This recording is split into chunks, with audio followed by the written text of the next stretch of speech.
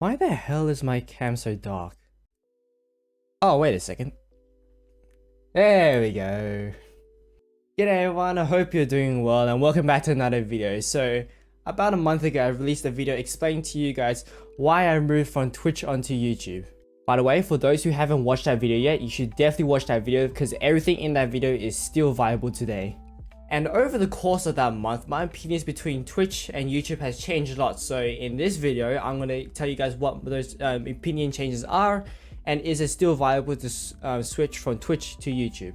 Alright, for this time around, we're going to talk about everything about YouTube first and then we're going to talk everything about Twitch. So the first point is downloading videos. So for Twitch streamers who want to download their VOD straight after they've finished their stream, all they have to do is go to their creator dashboard, find their VOD and hit download. It's as simple as that. However, for YouTube, oh my goodness, the first time I tried to download videos, it was absolute hell. What I have to do first is wait for my video to process and become available in 1080p, which takes nearly about 12 to 24 hours to complete. And then after that, as soon as when you finish downloading your video comes in 720p 30 FPS. Ugh.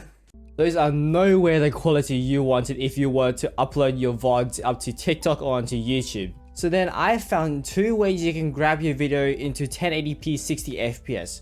The first way, which I highly do not recommend, is using Google Takeout. Google Takeout is essentially like a backup system for all your Google data. So what you can do is ask Google to back up all your YouTube data and then set it for you so you can download it in full 1080p 60 FPS. The problem with this, Google Takeout back up your entire YouTube list, and if you're a big YouTuber, you're gonna have a massive list of videos that they're all gonna send to you, and you have to sift through each one of these download files just to find the one YouTube video that you're trying to find. So then the second method I recommend you guys, which I highly recommend, is using the OBS replay buffer feature. So how does the OBS replay buffer works is you set the quality you want and the length of clips you want, and then as soon as you start streaming, you turn on the replay buffer, and then as soon as you hit a really sick clip or did something really funny, just hit the shortcut to save the buffer and you got the video right there for you. The only issue I see with this is that if the clip you wanted is longer than the clip you set, then you have to constantly hit the save replay button so you don't miss the actual clip. So that's why I personally use around a 5-minute replay buffer, so then my clips are usually not going to be that long, and if it's longer than that, I only need to hit it once or twice and I can get the full thing. The next point I have is chat delay. So the way Twitch has the chat is basically it's constantly updating. So as soon as you send a chat to the streamer immediately sees it as it constantly updates. However, for YouTube, the chat only updates every 2 to 3 seconds. So you might post a chat, but it only sees on the streamer's end every 2 or 3 seconds later. This massively reduces the interactivity between the streamer and the viewer. Also want to add a quick mention that this does affect stream bots a lot, because if you send a message and it doesn't update within 2 to 3 seconds, the bot will then have to wait until they see your message. Then the bot has to send a message, we then get to wait again to get a response.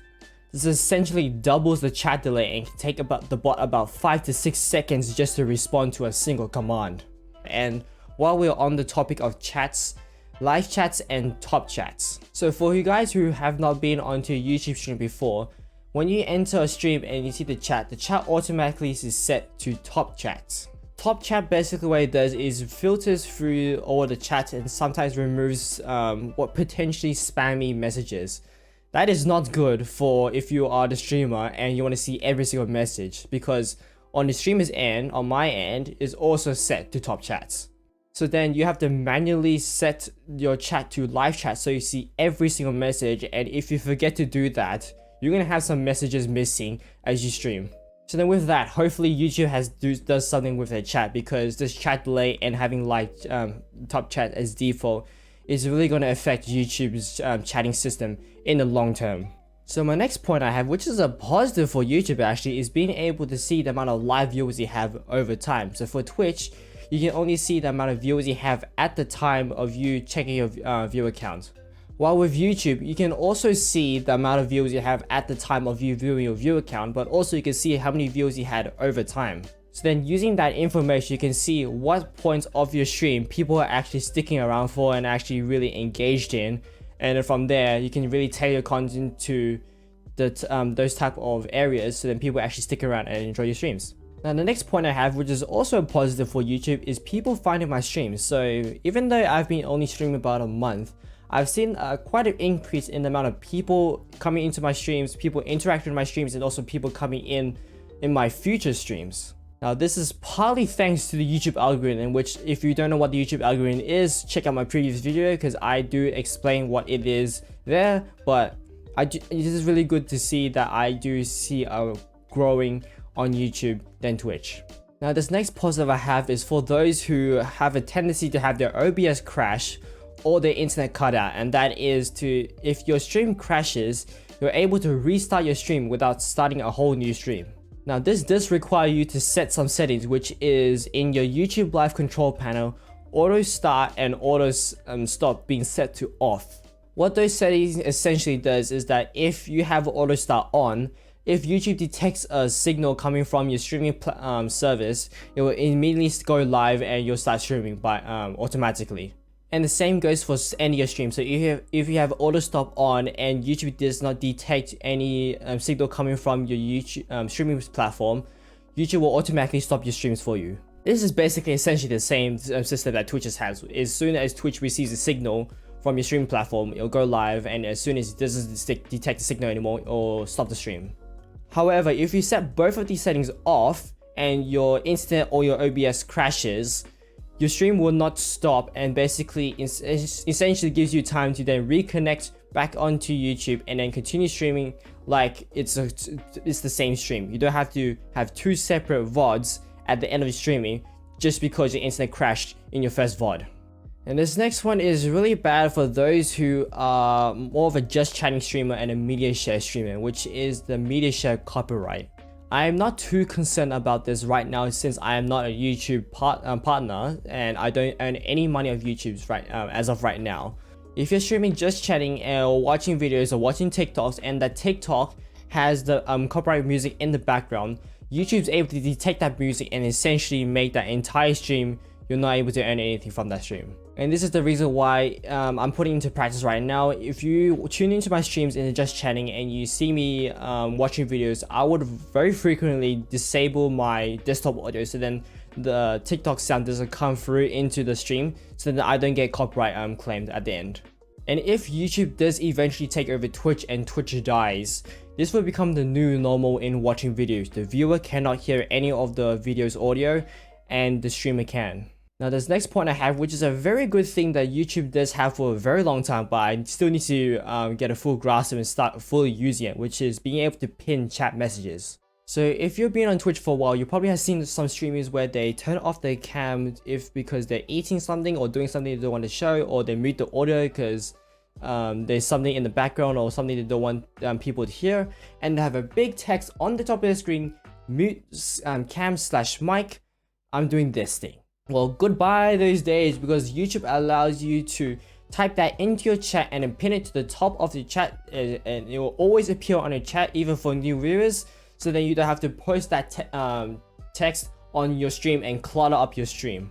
And this last point I have, which is a negative, unfortunately I probably should have put it second last or something, but it is a moderation. I did mention moderation in my previous video, but damn, the moderation is a lot worse than I originally thought. And this problem mainly comes from bots, as bots is significantly more prevalent and annoying on YouTube than on Twitch. There are these bots that sometimes post this random line text, which I don't understand at this moment, which maybe someone in the comments can explain to me, but it's also a bunch of sex bots, which is very bad for platform like YouTube, because YouTube has a lot younger audience compared to Twitch. So to deal with these bots, I usually leave the bots that post a little bit of text alone, but then for the sex bots, it is a bit of a pain to remove them. So then what you have to do is basically, right next to the message they posted, you have to click the three dots and then say hide from this channel. And then, well, apparently this hide from this channel is affected by the chat delay, because it does take 2 to 3 seconds for them to actually then get hidden from the channel. And for guys who don't know, hide from this channel is basically YouTube's version of banning on Twitch. But because hiding a channel from your chat is apparently affected by the chat delay, This is not good if you were mass hated or you have a hater in your chat and you want to ban them or get rid of them, because they're still able to post for another 3 to 5 seconds before they actually then got removed. So I really hope YouTube does something about the moderation and about these bots, because if YouTube does become the mainstreaming platform, these bots are gonna flock to YouTube and it's gonna corrupt basically the whole YouTube ecosystem if they continue. But anyway, that we then have Twitch, which nothing really much has changed. I want to really emphasize my points from last video though, because these points I do really miss from Twitch. And the first point is simplicity. So again, from last video, you're able just to set a title, hit start stream, and you're good to go. And then once you finish the stream, just hit end stream and you're done basically. But then for YouTube, you have to set you set a thumbnail, you set a title, you set a description, you just put in your playlist, you have to say if it's kids or not, and you have to set a schedule, and then do all that, and you share that video across, because YouTube doesn't really have a really good notification system, because you have to hit a bell to be able to get notified. So just being able to simply set title and start stream just feels so much better on Twitch. It just removes a lot less like work you have to do, which I really do miss from Twitch. And this next point I have, which again is for those who are just chatting streamer and watching video streamer, you're able to watch most of your videos really freely and just able to just freely react without any stress or problems on the back of your mind as you react to them, which really does allow you to then soak yourself more into that content that you're viewing, then instead of having that mentality in the back of your head that you might get copyrighted if you do watch this video. And when I say copyright, I mean copyright claimed, and if you do get copyright claimed, that equals no money for you. And this last point I have, which again is a very big point in last video and a very big point in this video, which is this Twitch community. What I think that Twitch has going for the community is that when a viewer enters a streamer's stream, they expect to interact with the streamer, bond with the streamer, have fun with the streamer, and basically just have a general chat with the streamer. However, on YouTube, most people have the mentality of entering a video and just watching for their own entertainment. They don't expect to then interact with the streamer. And that does cause streamers like me to feel very different streaming on YouTube than on Twitch, because then from there, you're not really more of a interactive streamer anymore, you're more of a content streamer. You're trying to provide content and entertainment for the viewer instead of just being there for the viewer and talking to them and having a general conversation with them. Do I think that this is then the future of YouTube and that the reason why streamers should not move onto YouTube? I'll have to go say no, because what I think the future is that Twitch would die, or at least have a very big downfall and a very big cut, and that a lot of Twitch's community would then move on to YouTube, because that's the second best place to go to. And then with that, some of the Twitch community mentality and mindset would then come over to YouTube as well, and then YouTube then starts to become more of an interactive streams instead of just an entertainment stream for the viewing pleasure. And with that, that is all the points I have for my 1 month after switching to YouTube from Twitch. So I might make this into a Twitch versus YouTube series that I upload every 2 to 3 months, where I let you guys know what has changed with YouTube and what my opinions are about streaming on YouTube, and if you guys should still stay on Twitch or switch onto YouTube. So my advice for those who are deciding if they should stay onto Twitch or move on to YouTube after I streamed on YouTube for 1 month is pretty similar to the tips I give in my last video, and that is, if you plan to produce content out of streaming, so you make YouTube videos or make shorts or TikToks, you should definitely stream onto YouTube, and if you don't, stream on Twitch. But now my additional advice is, if you plan to make content and basically entertain your viewers instead of more interactive with viewers, then YouTube is the perfect place you should go. However, if you're really into wanting to interact with your viewers and really creating a bond with your viewers, then Twitch is the better place to go, because Twitch also includes features such as bits and channel points that allows the viewer to interact with your streams and cause stuff to happen on your streams. YouTube doesn't have any of that as of right now, but I do see that changing as the platform matures. How long it would take for YouTube to become a more mature streaming platform is another question I'm not answering in this video.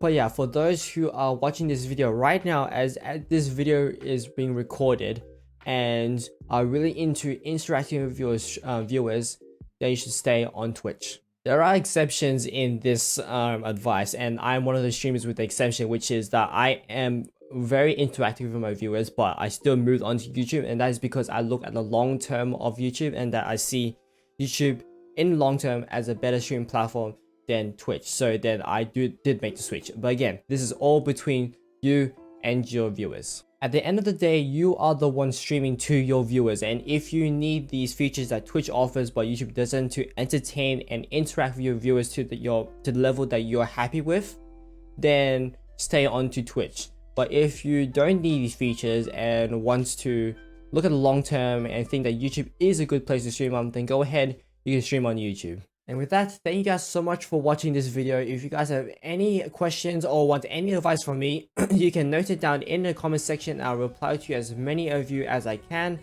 And I again might make this series in the future and provide you with more advice as I stream longer on YouTube. So yeah, thank you guys so much for watching, and I'll see you guys on the next video. Bye everyone.